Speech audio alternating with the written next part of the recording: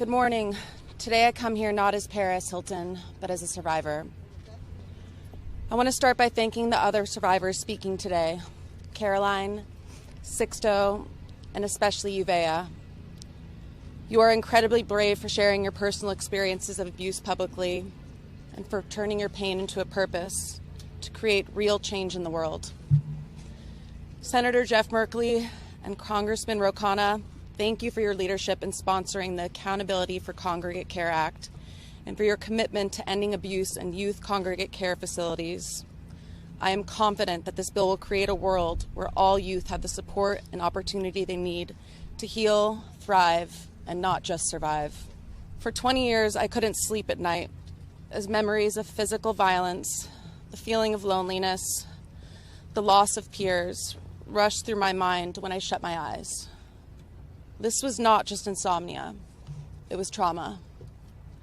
One night when I was 16 years old, I woke up to two large men entering my bedroom asking me if I wanted to go the easy way or the hard way.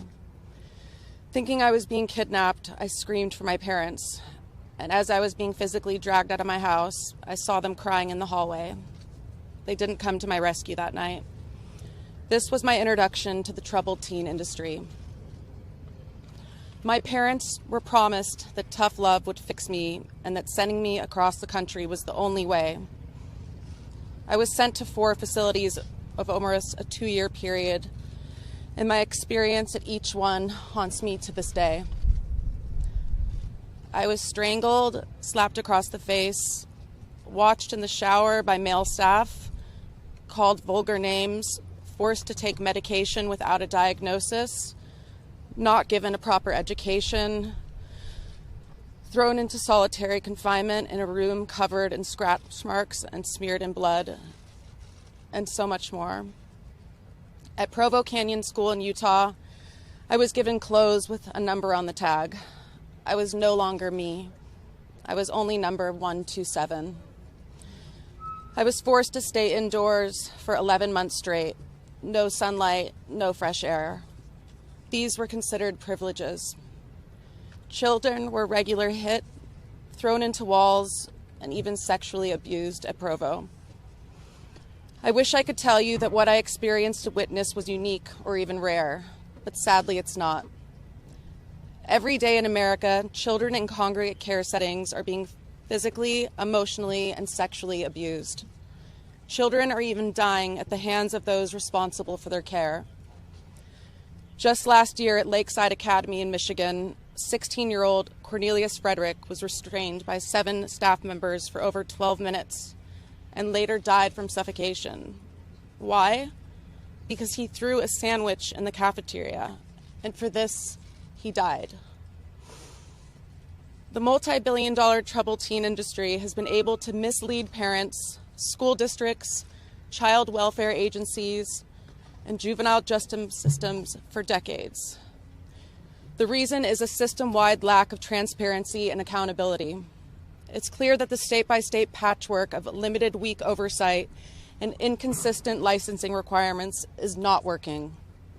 Federal law and funding are desperately needed to bring real reform and true accountability to congregate care in America. I'm proud to stand here today with my fellow survivors and advocates, Senator Merkley, Congressman Khanna, Congressman Schiff, and Chair DeLauro, to announce that the Accountability for Congregate Care Act will formally be introduced in both houses of Congress. This bill creates an urgently needed Bill of Rights to ensure that every child placed into congregate care facilities is provided a safe and humane environment. This Bill of Rights provides protections that I wasn't afforded, like access to education, to the outdoors, freedom from abusive treatment, and even the basic right to speak and move freely. If I had these rights and could have exercised them, I would have been saved from over 20 years of trauma and severe PTSD. Imagine if it was your child who was suffering abuse, neglect, or death in the name of treatment. Wouldn't you do everything in your power to protect them? Ensuring children are safe from institutional abuse isn't a Republican or Democratic issue. It's a basic human rights issue that requires immediate attention. On behalf of hundreds of thousands of institutional abuse survivors across America, I urge Congress and President Biden to make this bill the law of the land and give young people in congregate care the rights and protections they so desperately need and deserve.